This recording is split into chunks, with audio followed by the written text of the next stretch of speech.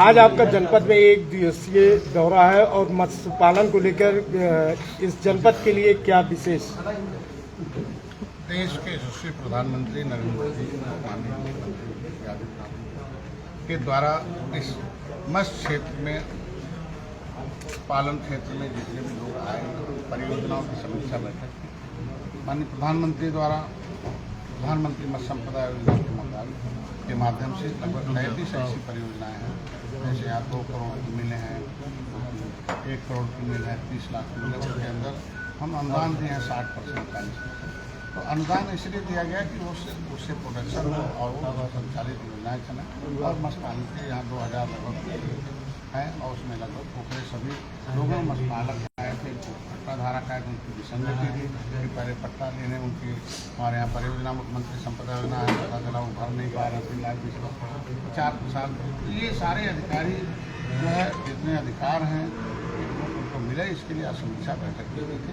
इनके लिए मुख्यमंत्री संपदा योजना के साथ साथ एक मछुआ कल्याण कोष की विशेष व्यवस्था की हमारी सरकार ने कि अगर किसी मत्स्य पालक की तबीयत खराब हो जाती है, उसके पास जो है आयुष्मान भारत कार्ड नहीं है, तो जाके कहीं अस्पताल में भर्ती हो जाए अच्छे और उसका इलाज करा ले। और हमारे यहाँ मत्स्य पोर्टल है मत्स्य विभाग का, और पोर्टल पर तुरंत फार्म अपलोड कर दे, डॉक्टर का नाम खर्चा कर दे, 3 दिन में विभाग को रिपोर्ट देना है, 8 दिन के अंदर उसका पैसा हमारे विभाग से उसके खाते में चला जाएगा।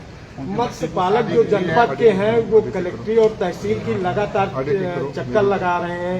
कई वर्षों से उनके तालाबों पे कब्जा है और अभी तक उनको तालाब नहीं मिल पाया। तो ऐसे में किस तरीके की दिशा निर्देश? पहले हमारी सरकार है कि सारे पट्टेधारकों को सभी तहसील के लोगों को बुलाया था, अधिकारियों के बीच उनकी समस्या, और जो आप समस्या कह रहे हो सही है, सब निर्देश दे दिए गए हैं कि उनको 1 हफ्ते के अंदर पट्टा होने के बाद शाम को उनका पैसा जमा हो जाए, 5-6 दिन के 7 दिन के अंदर जांच करा लिया जाए कि वो डिफाल्टर है तो नहीं, और अगर सही आदमी है तो 7 दिन के अंदर उसके पट्टे दे दिए जाए और परियोजनाओं में लाभ दिए। जनपद में कई ऐसे तालाब हैं जिन पर जो है अवैध कब्जे हैं और प्रशासन अभी भी जो है कोई कार्रवाई नहीं कर पा रहा है। उसके सारे रिपोर्ट मंगाए गए कि जो अविकसित तालाब है उन्हें मनरेगा से विकसित करा दिया जाए, जो अर्ध विकसित उन्हें मनरेगा से विकसित कराया जाए, और सारे के सारे तालाबों से मत्स्य पालन कराकर उनको है। और आज एक नई बात आई कि जो अमृत सरोवर से तालाब खोदे गए थे उसमें कुछ इन लोगों को टेक्निकल है कि वो ग्राम सभा से दे दिया जाए पट्टा, उसमें मछली पालन कराया जाए कि कौन करेगा, क्योंकि पैसा उसमें सुंदरीकरण का हुआ है। तो उसके लिए मैंने यहाँ दिशा निर्देश मांगा और सरकार से मैं आयोजन। मंत्री, जिन तालाबों पर बड़ी बड़ी बिल्डिंगें बन गई हैं उनका क्या होगा? अगर वो अवैध है तो हटेंगी, और अगर कहीं कोई विशेष उसमें टेक्निकल प्रॉब्लम होगा तो उसमें नवैयत की जाए। उपचुनाव में क्या स्थिति होने जा रही है भाजपा की? 9 सीटों पर, और चुनाव आयोग ने तारीख को बढ़ा भी दिया है, ऐसे में विपक्ष आरोप भी लगा रहा है, इसको कैसे देखें?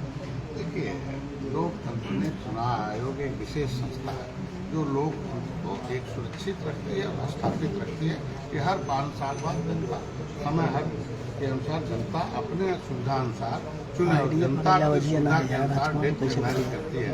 तो अगर भारतीय संस्कृति से रिलेटेड भारत है तो यहाँ पर्व का दिन है, जनता अपना खुशी मनाती है, और तमाम जो उसके पर्व पड़ गए थे बीच में, तो चुनाव आयोग ने देखा कि नहीं, पर्व के नाते कुछ लोग अपने पर्व के नाते उनके पास समय नहीं है, प्रचार का भी समय नहीं है लोगों का, तो सही समय में उनको चुनने का टाइम आ जा, सोचने का टाइम उनको लगता चुनाव। तो चुनाव आयोग के ऊपर विपक्ष का आरोप लगाना निराधार है। हर आदमी को चुनाव आयोग को सम्मान करना चाहिए, और उसी के मुताबिक चुनाव आयोग के इलेक्शन के नाते ही 43 सीट जीत गए हैं। और उसमें क्या मंत्री जी,